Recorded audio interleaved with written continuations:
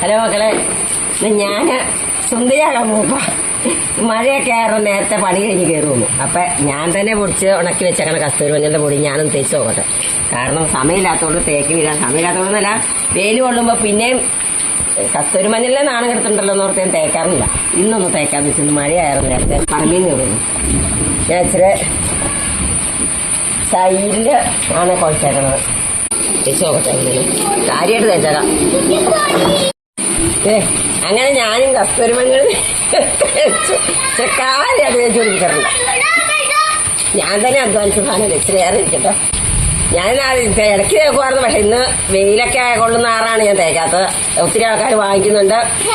നല്ല സൂപ്പർ സാധനമാണ്. യാതൊരു കെമിക്കലും ഇല്ലാതെ ഒറിജിനലാലിറ്റി പൊടിച്ച സാധനമാണ്.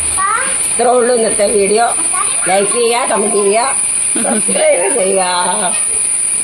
Okay, bye friends.